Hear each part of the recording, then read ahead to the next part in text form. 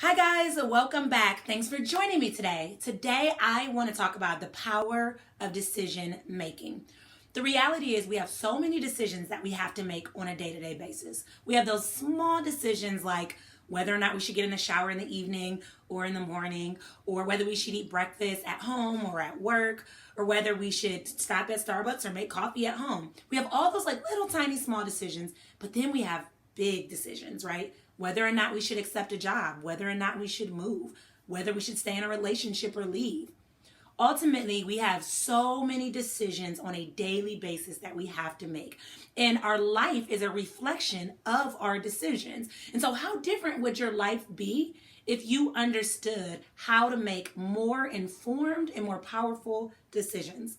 Let's talk about a strategy to help you make those decisions that change your life in a positive way.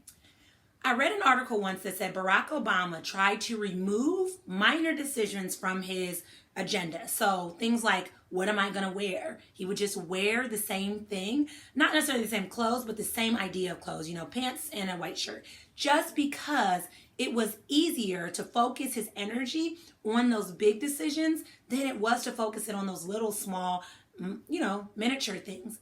But if we spend so much of our energy on those small things, when the big decisions come, we'll often fall under decision paralysis. That deer in the headlights type of look where you're like, I don't know what decision to make next, or you just feel stuck. And I'd like to share something with you guys. Indecision is a decision. Think about it. If you got offered a job and you're offered two different jobs and you're trying to decide between the two, eventually your inability to make a decision is going to make a decision for you. One of the jobs will remove the offer, or one of the jobs will no longer be available. Whatever it may be, indecision will ultimately make decisions for you. But it doesn't have to be that way. You can be in control of your life by being in control of your decisions. So let's walk through a foolproof formula that you can begin to implement to set yourself up for success when you're making decisions. So the first step is to know your options. So understand, when you're making a decision, you ultimately have options, even with the small decisions. Do you want to buy lunch at, Chipotle, or do you want to pack a lunch? You get to decide. Do you want to wear a white shirt or a black shirt? You get to decide. But even with your big decisions, do you want to take this job or not? Do you want to move or not? So even, do you want to cut your hair or not? So big or small, we get the power, we get the options. But a lot of times we don't believe that we do.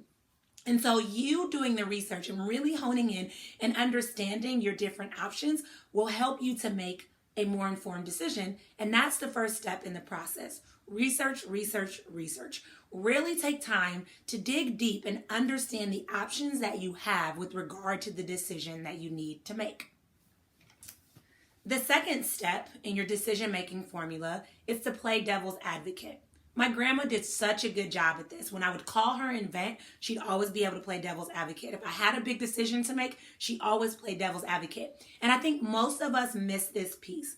When we're doing our research and we know what it is that we want the outcome to be with our decision, typically we will focus our research on that outcome that we desire.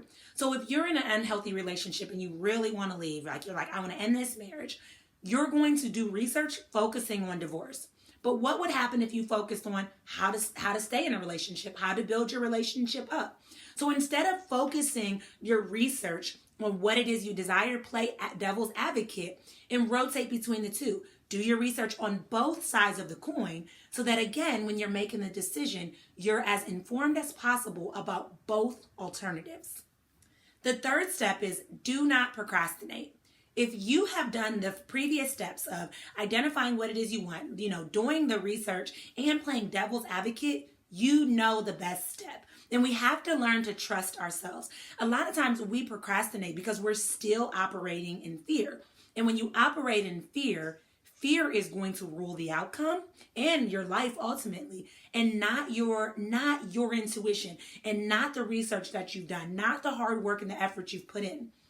Also, when you procrastinate, you send a message to your subconscious mind saying that what you think isn't valuable or isn't trustworthy or that you're not valuable. And that's the worst thing to say, because in the future, when you have new decisions to make, it'll be very difficult to make those decisions because you've allowed yourself to believe that you're not trustworthy. If you've done the work, do not allow yourself to operate in fear, and do not allow yourself to procrastinate. Move quickly. Some of the most successful people are fast action takers. The more you practice this strategy, the quicker you can move through the decision-making process and make decisions that set you up for success. And the final step kind of goes along with the last step is be confident in your decision. Know that you've done the work. Learn to trust yourself. Know that ultimately your gut and your intuition will guide you if you remove fear and your emotions and allow it to guide you. And therefore, the result will be well worth it. And guess what? No decision is 100% permanent. And so if at any point you feel like you've made a decision that you regret, you started a job you hate, or you moved out of town and you don't like it, or you started a new relationship and you don't like it anymore, no decision is permanent. You can always restart your decision process all over again and make a new decision. So understand that you're not married to any one choice. And in fact, sometimes when we have those decisions that didn't turn out great, those are opportunities to learn. So walk into your decision with confidence, knowing that the best outcome is going to exist either way. So now you have a strategy for how you can make powerful decisions. And I want you to contemplate how your life will shift if you begin to step into your power and make these life-changing decisions. Comment below and let me know. Make sure you hit like and subscribe. And until next time, I will chat with you guys later.